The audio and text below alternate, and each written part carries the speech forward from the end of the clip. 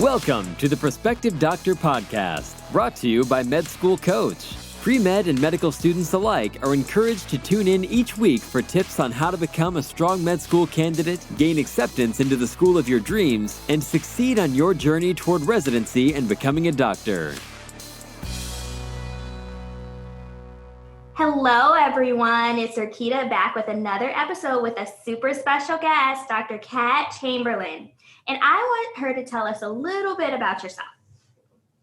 Hi, everyone. I am Kat Chamberlain. I am a family physician and addiction medical specialist here in the great city of Baltimore. We call it Charm City because it is very charming, in my opinion. I am a native Texan, so if you hear some southern drawl coming out, that is just my roots. I live here in Baltimore, married with one kid. I took sort of the longer route into medicine, which we can get a little bit more into, but most of you guys, I guess, are already in medicine, so you might not be that interested in that. I work a couple of different jobs, and I'm excited to tell you guys all about my path to medicine. I think our listeners actually would be quite interested in your route to medicine because this podcast is actually geared towards, of course, those who are already in med school, but also pre-meds. So they may also be taking a different route, and it may be encouraging to hear it. Great.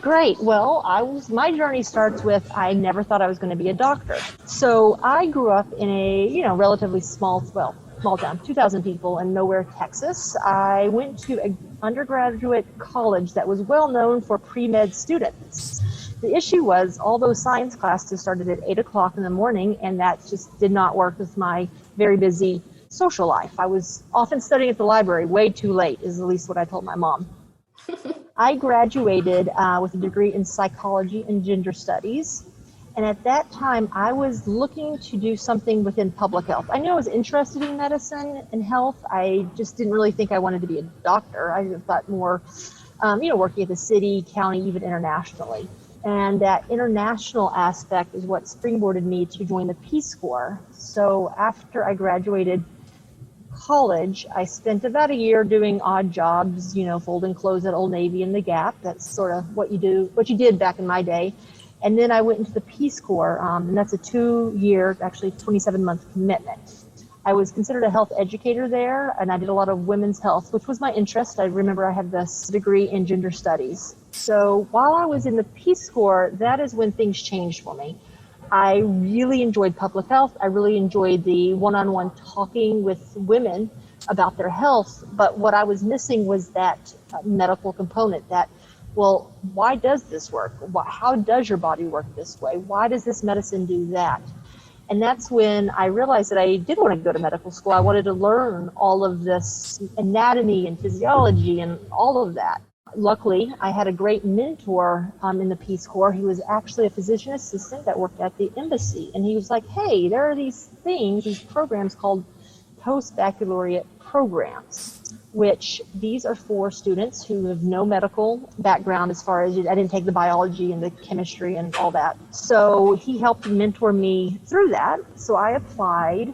I got into the one at Johns Hopkins in Baltimore, and essentially it's an accelerated course where I take all of my prerequisites for medical school within a year or maybe 15 months. So when I was finished with the Peace Corps is when I moved to Baltimore for the first time and did all of my prerequisites. After I did all my prerequisites, that was about a year, I applied to medical school and I got into Brown Medical School up in Providence, Rhode Island.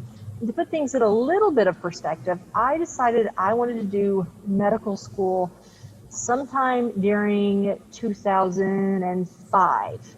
I actually did not go into medical school for another 5 years because I had to finish out my Peace Corps commitment. And then I had to spend another 2 years in the post-baccalaureate program and applying. So all of that took an additional, 4 to 5 years for me to get into medical school. So in 2010, I started medical school. I graduated and went into family medicine residency. I find that story quite fascinating for many reasons.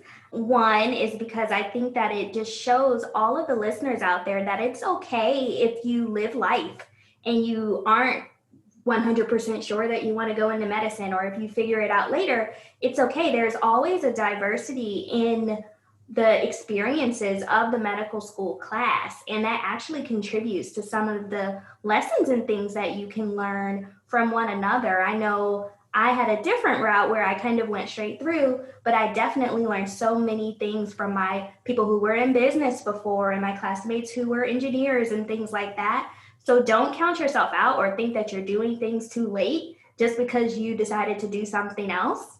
And I also find it quite fascinating because for the listeners out there, I've known Kat for a long time, and she actually was my intern when I was one of the senior residents. And I have never heard that story of pre-Brown. So that was good to learn.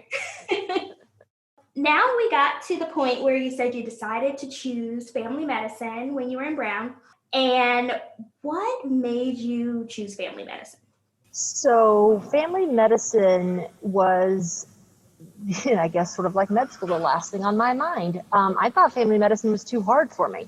I rotated with different specialists my third year predominantly, and of course had some exposure my first and second year. And I was like, oh, well, I mean, I just have to learn this one body part.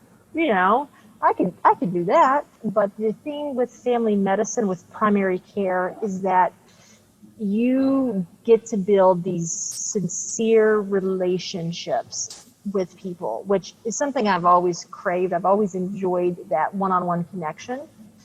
So as I'm going through my different rotations, one doctor, he was a preceptor for those small groups, not like a legit sort of nephrology or renal or whatever rotation. And he just pulled me over one day and he's like, Kat, you're going to primary care. And I was like, I don't think so. And he's like, no, all you think like a primary care doctor. And he wasn't a primary care doctor. He was a specialist. So I hit my primary care rotation and I just loved it. I loved knowing a little bit about a lot of things. And I loved that I would be able to manage predominantly 80 to 90% of what lands on my doorstep. I have the skills to treat it, and I also have the knowledge to know, okay, this is a little bit above my wheelhouse, or they might just benefit from seeing a specialist or getting a second opinion. So I loved that full, what we call birth to death of family medicine. So I look back and I am so glad that this is what I chose. The other key component to family medicine is I'm very much interested in women's health. It's always been something, a passion of mine. And that's not something that I could have gotten outside of either family medicine, primary care, OBGYN. The aspect that I liked about it really did fall into the hands of either family medicine or OBGYN. And as most of you may not be aware, OBGYN is more of a surgical subspecialty, and man, surgery bored me. Yes, I can definitely identify with that. And like you said, it's the cradle to the grave, and you can kind of mix and match and pull from your experiences that you learn in family medicine residency to kind of tailor it to the kind of positions and jobs and career that you want to live through.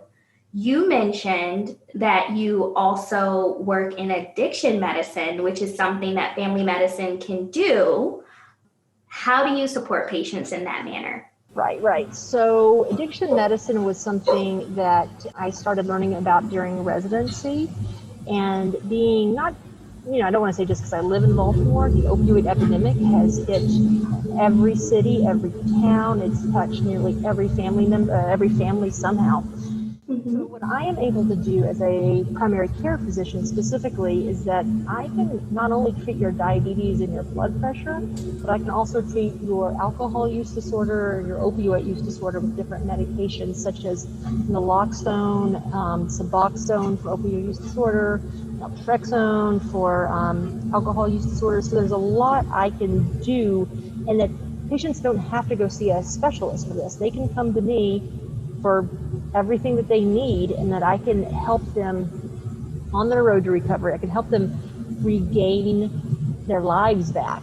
One of my favorite stories was this patient who, he had said he'd been addicted to drugs for 20 years, and he'd been off of drugs and on Suboxone for a good 3 years. And he told me he got a job. And I was like, oh, that's great. Why'd you get a job? He's like, I just realized I'm tired of sitting around being bored, and I've never had a real job before.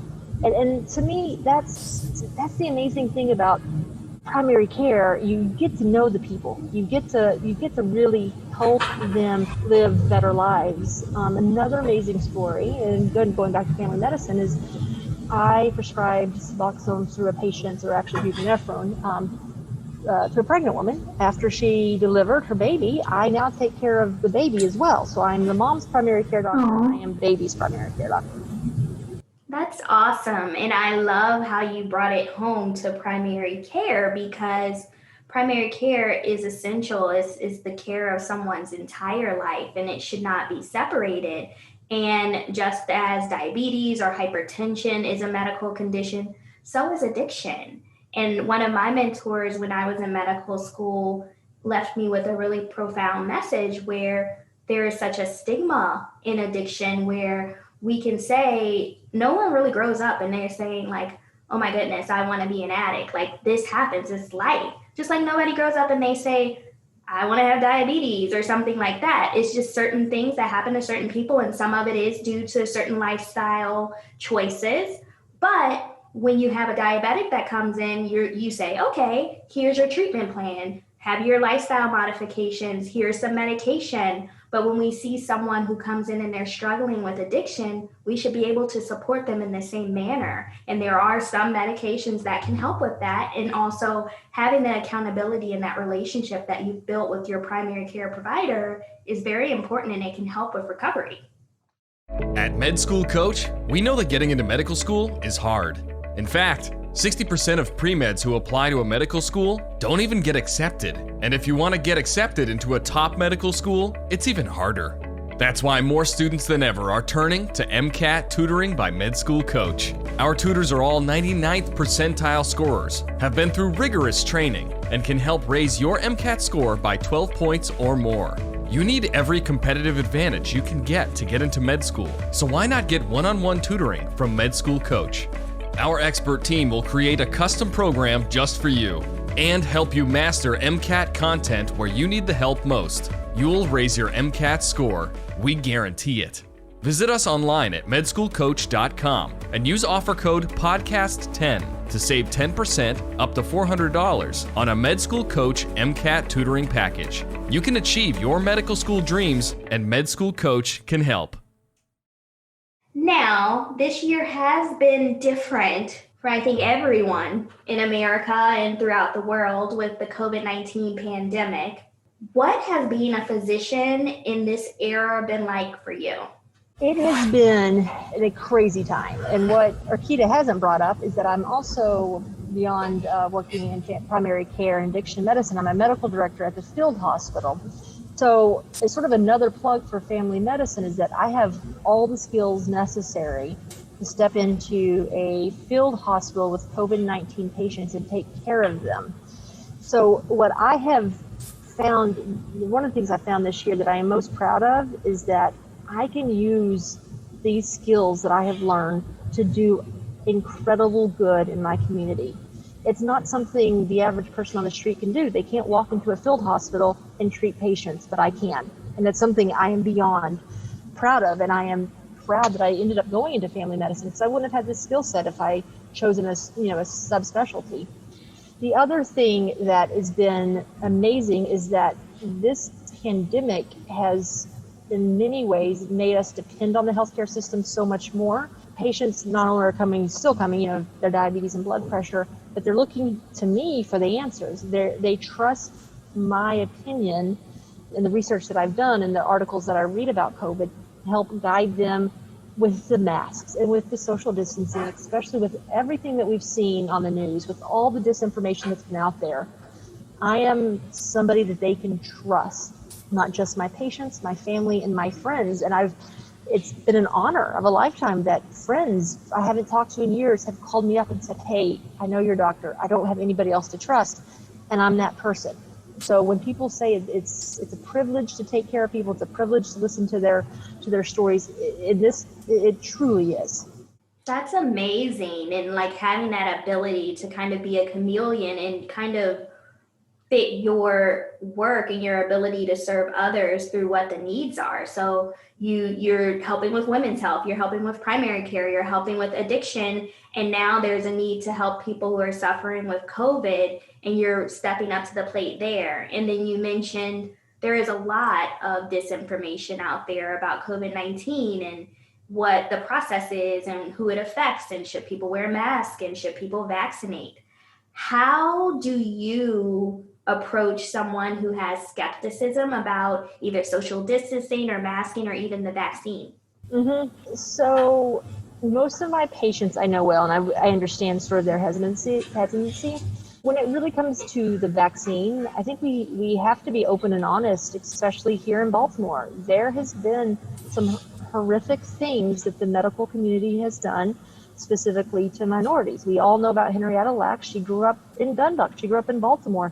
I think we need to discuss those. I need to acknowledge that African Americans and other minority groups have been experimented on in the past. They have been on the receiving end of bad medicine. And to let patients know that I'm aware of that. But I can say in good faith, the vaccines that are coming out, the science that's coming out is not to discriminate against anybody. It is equal to everybody. The COVID virus, it doesn't care if you're black or white. It doesn't care. So I try my best to reassure people that the vaccine it's not an experiment on people. It's not going, one person told me they were afraid to get it because if it went into the jails first, they just thought they were going to experiment on more black men. And I had to reassure them that, that's not the case. And I feel confident saying that, knowing what I know about medicine. I also tell them, this is what I do. I've read the research. I tell them to trust me. I tell them to not trust Dr. Google. And I make jokes of it. I was like, hey, my 7 years of education really is much better than Dr. Google. And I think at the end of the day, there will be people I will never be able to convince. But I can tell you that I can convince somebody to get a COVID-19 vaccine very easily before I can get them to take the flu vaccine. So I feel that trust that they have in you is something that's respected within the medical community goes a long way. I love that, because fostering these relationships that you're building over time and having that connection and that reason to just meet people where they are and see where and why they don't want the vaccine, and not just making assumptions, not saying, oh, they're not going to take it because they're black and they don't trust the medical community. Maybe they don't, maybe they're nervous about side effects. Maybe they're nervous about needing it more than once or something they read on the internet. So it's kind of using your research and your medical knowledge to meet them where they are and allow them to have shared decision making with you and keep bringing it up. So I definitely agree that there is room for more education and for the primary care doctors to get out there and help fight this disinformation and encourage everyone to vaccinate and socially distance and wear their masks so that we can be in a better place 6 months from now. Yeah. Now, we've talked about a lot of different things, and it seems like you have 11 jobs. So how do you practice work-life balance? So I am married and I have a child. And when people ask, oh, is your wife in medicine? I say, oh, thank God, no. Ironically, everybody else in her family is. Her father's a doctor, her grandfather's a doctor. And so I have to say, having a good partner, if you're going to have a family, talking it through, there's a lot of conversations that we have to make family decisions on. But through our relationship, we've supported each other. She was my sugar mama when I was in med school. She always told me I was a bad short-term investment, a very good long-term investment. So we're at a place that she is able to take a step back from her 9-to-5 job and do more freelancing, and that gives her the ability to deal with the childcare situation, and she's very supportive. When it came to me discussing about COVID, and working at the field hospital, we had very direct conversations. I was like, I won't do this if it's too much stress on you. I don't have to. And she told me if she had the capability and the ability to do it, she would be working in here. Since she can't, then she's going to do everything she can to support me. And that meant that I worked Monday through Friday morning. So I worked 5 days, and on that Friday night, I would do a 24-hour shift. So I was only home I was only awake a few hours on Saturday before I slept, and then all day Sunday, and I'd get up Monday morning and do it all over again. So it's a struggle, but you make it work. Weekend getaways, and I don't know. It just all seems to work for us. At Med School Coach, we know that matching into the specialty of your choice and the residency program of your dreams has a dramatic impact on your career as a physician. And your USMLE score is the most important acceptance factor of all. That's why more students than ever are turning to Med School Coach for USMLE tutoring. Our tutors are all 260 plus scorers and have been through rigorous training. Plus, the average student who uses Med School Coach tutoring raises their score by 23 to 55 points. There is an enormous amount of material you need to know for Step 1 and Step 2, and Med School Coach can help you be smart about how to study. We'll create a custom program just for you. Then, we'll help you master USMLE concepts where you need help most. You'll raise your USMLE score. We guarantee it. Visit us online at medschoolcoach.com and use offer code PODCAST10 to save 10% up to $400 on a Med School Coach USMLE tutoring package. You can achieve your medical school dreams, and Med School Coach can help. That's awesome. And I think what you're saying is you have to figure out what works for you and what makes you thrive, and have that team behind you. For you is your wife and your family and your daughter. And for others, it may be other aspects of support systems, but making sure that you have that clear communication and someone that is there to help understand and support you through your endeavors, especially when you are giving back, especially in times of COVID where there's a greater need than ever before. So if you have those skills, it's wonderful that you're stepping up to support those in need, kind of living up to our oath of medicine. And Rakita, what you didn't tell your listeners is that you also know my wife and you love her too. Oh, I love her more. People do. She can cook. Awesome. And as we come to a close, it's been so wonderful having you here. What advice do you have to those who are entering their journeys of medicine, both pre-medical students and medical students? Wow, that's a great question. I think if you're pre-med, if you're not there quite yet, enjoy your life. You know, you don't have to take that straight path to medicine. If there's something else that interests you first, do it. Really live life, okay? Once you're in medicine, in medical school, it's a busy time. And if you're in medical school, don't be afraid to fail. Don't be afraid to ask questions. Don't be afraid that someone's going to think you're the dumb one in medical school, or that people are going to think ill of you if you don't know the answer. That's all that's malarkey. I miss medical school. I miss being around all these wonderful professors teaching us in that learning environment, because when you're done and you're on your own, you're going to have to text your friends to find out answers. But just soak it all up. And remember, medicine is not your whole entire life. Make time for everything else. I still run half marathons. You can do everything. You just have to just keep your eye on the ball. I love that. And I think you shared several pearls of wisdom, like for pre-meds, enjoy the journey, live your life. You're never going to get that time back. For medical students, you're paying for this education. Ask the questions that you have. Get it out there. Like, if you knew everything, you wouldn't be there. So kind of live in that purpose and enjoy the ride and all of the experience there and all of the information that you'll gain through your education. And as you continue to move throughout your journey, like, do the things that make you you, because no job actually defines who you are or your purpose. It's just helping. It's just a component of who you are, but it does not define you. So do the things that you enjoy and find joy in those moments. Oh, yeah. And my last advice, it's something that my wife and I live by, is we always say, take the meeting. So when somebody says, hey, do you want to take this interview? Or, hey, you want to do this podcast? You say yes. You never know where that journey is going to take you. And I can guarantee you, with every step that I've made post-residency, it's because I was like, yeah, I'm willing to meet with you and find out a little bit more of what you're talking about. Always take that meeting. Absolutely. I couldn't agree more, and definitely have experienced that as well. So definitely, I appreciate everything that you've shared with everyone today and all of the work that you're doing out there in those COVID streets. And hopefully we can have you back in the future. So I'll just give you an opportunity to say goodbye to all the listeners out there. All right, everyone, thank you so much for listening. Best of luck to everyone. I can't wait to meet some of you and call you my colleagues. Oh, thank you. Everyone else out there listening, please click that subscribe button if you haven't, and I'll be back next week with another guest. Have a great day. Each episode of the Prospective Doctor podcast is brought to you by Med School Coach. To access articles, videos, webinars, and free tools to help you succeed on your journey toward medical school and beyond, visit our website, prospectivedoctor.com. We hope you tune in again next time.